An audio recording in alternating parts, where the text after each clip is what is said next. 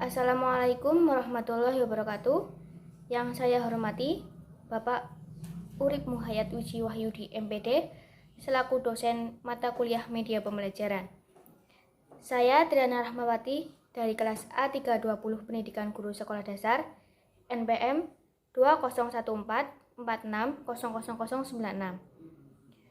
Saya akan mereview media pembelajaran yang sudah saya buat menggunakan Google Slide.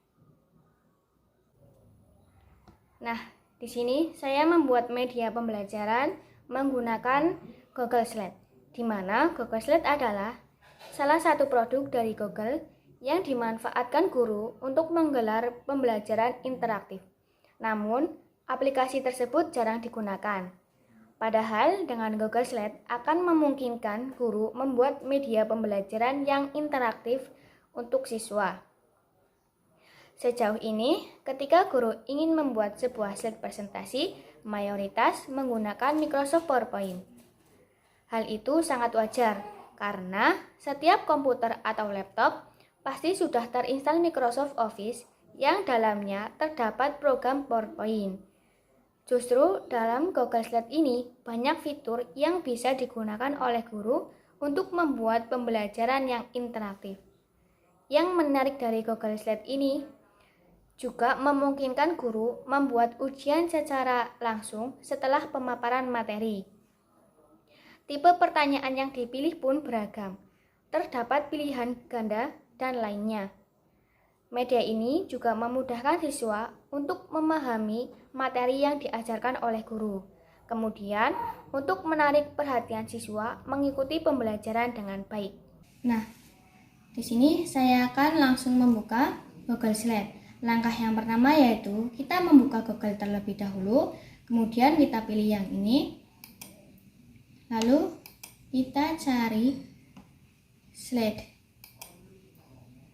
Ini online ya teman-teman, jadi kita membutuhkan internet untuk mengaksesnya. Baik, saya akan langsung membuka media pembelajaran yang sudah saya buat sebelumnya menggunakan Google Slide. Di sini saya memilih materi sistem pernafasan pada manusia untuk kelas 5 sekolah dasar. Di sini terdapat cara penggunaan, kemudian terdapat standar kompetensi, kemudian terdapat materi, kemudian juga terdapat soal atau evaluasi, dan yang terakhir terdapat profil. Untuk cara penggunaan, yang tanda panah ini digunakan untuk menuju ke halaman selanjutnya, kemudian tombol home ini digunakan untuk menuju ke halaman home, dan yang tombol ini, tanda panah ini digunakan untuk menuju ke halaman sebelumnya. Apabila saya mengklik standar kompetensi, maka akan langsung muncul standar kompetensi. Apabila saya mengklik materi, maka akan muncul materi. Kemudian jika saya mengklik soal atau evaluasi, maka langsung akan muncul soal dan evaluasi. Dimana jika saya menjawab pertanyaan yang benar, maka akan muncul seperti ini.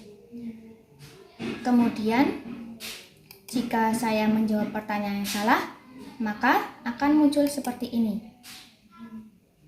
Nah, tombol ini digunakan untuk menuju ke halaman sebelumnya, dan yang tombol ini untuk menuju ke halaman selanjutnya. Seperti ini contohnya. Nah, kembali menuju ke halaman sebelumnya. Kemudian jika saya mengklik profil, maka akan muncul profil. Baik, saya langsung menuju ke materi. Yang pertama, pengertian pernafasan. Pernafasan adalah pertukaran gas antara makhluk hidup atau organisme dengan lingkungan.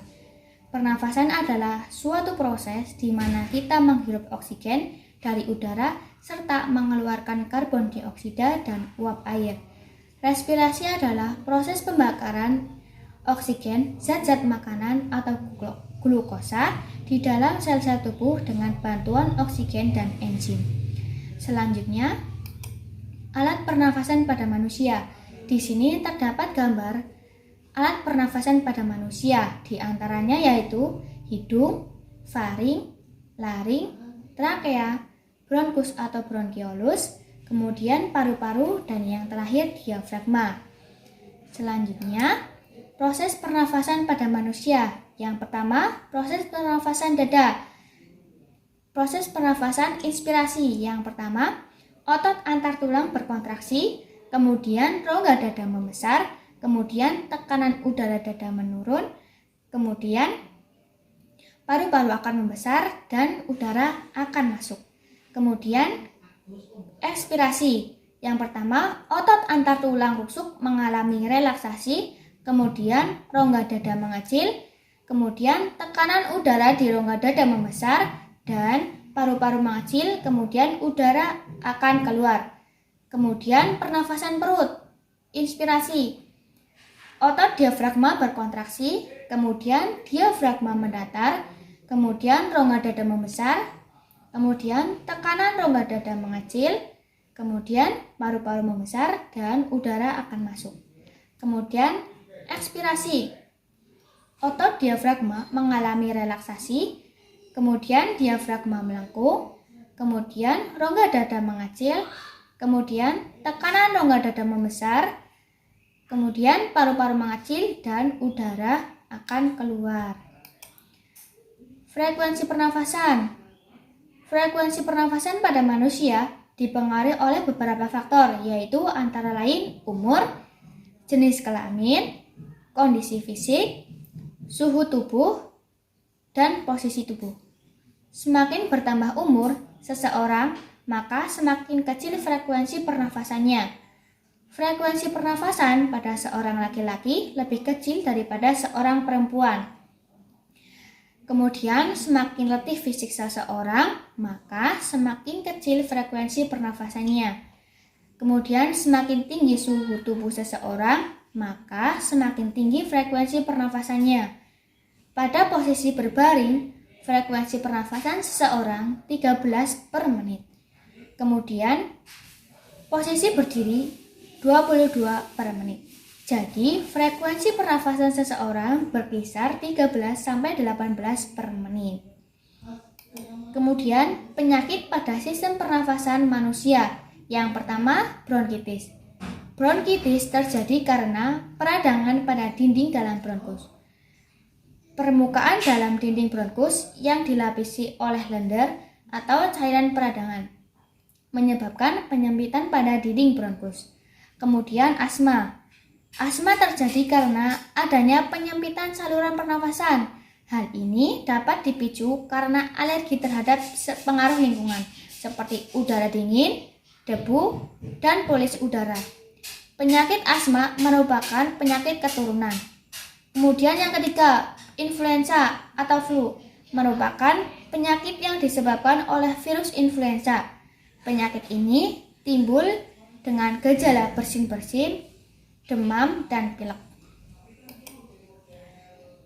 Video penjelasan pernafasan manusia yang saya buat sebelumnya.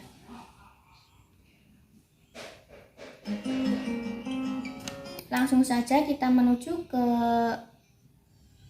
proses pernafasan pada manusia.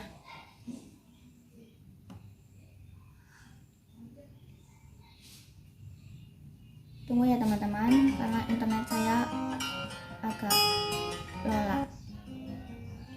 Baik, di sini saya akan menjelaskan proses pernafasan pada manusia menggunakan media pembelajaran yang sudah saya buat. Jadi, media pembelajaran ini kita ibaratkan sebagai organ pernafasan pada manusia, di mana ujung sedotan ini kita ibaratkan sebagai rongga hidung, kemudian pada bagian ini kita ibaratkan sebagai tenggorokan. Dua cabang ini kita ibaratkan sebagai bronkus. Dua balon ini kita ibaratkan sebagai bronkiolus dan alveolus. Pada botol ini kita ibaratkan sebagai badan kita. Kemudian ujung penutup balon ini kita ibaratkan sebagai diafragma, di mana diafragma adalah pembatas antara rongga dada dengan rongga perut. Pada saat kita bernafas, posisi paru-paru akan mengembang seperti ini dan diafragma akan menekan ke bawah. Di dalam alveolus terjadi pertukaran gas oksigen dengan gas karbon dioksida. Pada saat kita menghembuskan nafas, posisi paru-paru akan mengempes dan akan mengeluarkan gas karbon dioksida. Pada saat kita bernafas, posisi paru-paru akan mengembang seperti ini. Diafragma akan menarik ke bawah. Di dalam alveolus terjadi pertukaran gas oksigen dengan gas karbon dioksida. Pada saat kita menghembuskan nafas, paru-paru akan mengempes seperti ini dan akan mengeluarkan karbon dioksida. Nah, kita menuju ke soal atau evaluasi. Yang pertama, penyakit pernafasan yang disebabkan oleh virus influenza adalah A. Influenza. Ya, benar. Lanjutan, penyakit yang terjadi karena penyempitan saluran pernafasan adalah A. Asma. Ya, benar. Lanjut, berikut organ pernafasan yang dinamakan trakea adalah yang D. Ya, betul. Kemudian, manusia bernafas menghirup B. Oksigen. Nah, lanjut. Di manakah letak alveolus? Jawabannya C. Di paru-paru. Ya, betul. Di sini terdapat profil saya, teman-teman. Sekian yang dapat saya sampaikan. Kurang lebihnya saya mohon maaf. Wassalamualaikum warahmatullahi wabarakatuh.